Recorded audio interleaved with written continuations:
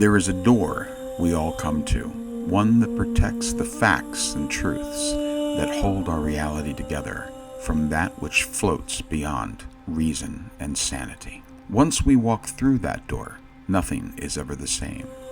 We can become lost in the abyss of man's imagination, wandering down the long hall into the kind of madness that is dangerously pervasive.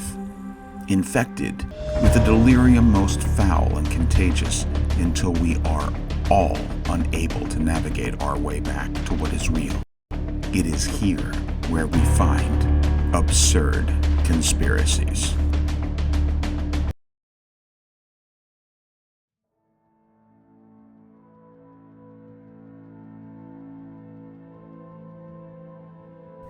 Because some things are still unknown about time, we labor under a few notions or theories. For time, we have two.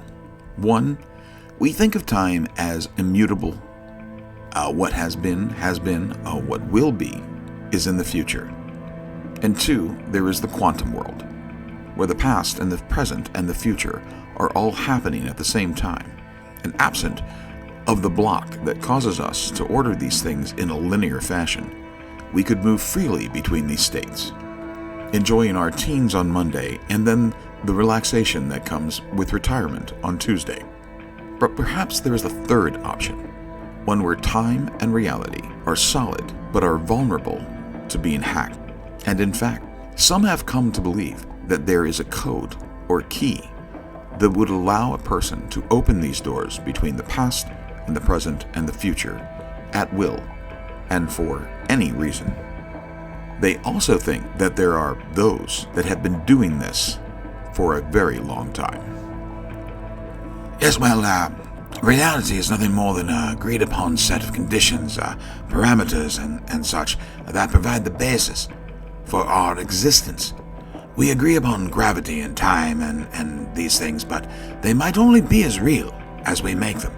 And in fact, if we were to stop believing in them, they might stop functioning, and there might be those that are reality anarchists, trying to break reality, if you will. It's very scary. Many say that this kind of hack on reality would be impossible, yet supporters of this idea say it might not be as difficult as we think. Any kind of manufactured consent begins with the right narrative. A construct not to outright disagree, but rather to motivate society to question the foundations of their current beliefs, thus undermining whatever principle or authority that governs it. The mind of the people would do the rest. Where questions lay, doubt grows and becomes disillusion. This is the propaganda model. Yet for reality or time to be questioned and then replaced or augmented, you would follow the same patterns, undermining its authority over us, offering a narrative that reduces its importance, and then let the mind of the people do the rest.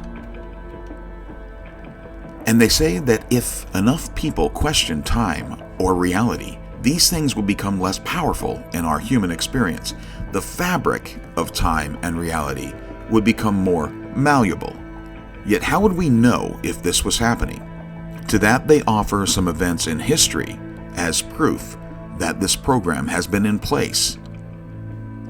Take the appearance of paintings and cave drawings that seem to show futuristic things in the ancient world.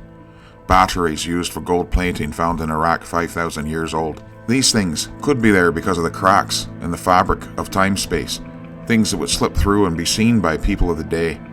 Da Vinci saw a world with helicopters and glider planes and submarines and tanks hundreds of years before we had such things. Perhaps he saw these things and these cracks made by our current or past experiments to open these doors. Likewise are the UFOs that could be airships from the past or ships from our future that are only visible to us for a short period of time during these experiments. The big question is, why would someone want to do this? And to that, believers have a deeply disturbing answer. It is about control. It is a simple and ever-present need for controlling the world. If one could open these doors and see or acquire technology from the future, or gift a relative with knowledge from the present in the past. That would be a great advantage for a handful of those that seek that kind of power. And it could be a path to the kind of wealth that has never been seen before in history. And to that end, they point out that today we have a small group of people in the world that have acquired sums of money that literally seemed impossible to acquire only 50 years ago.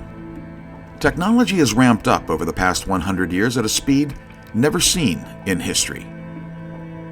Could this be true?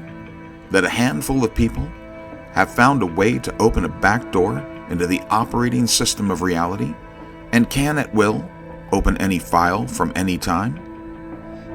And if they are stealing from the future or sending information back into the past, what hope would any of us have to stop them?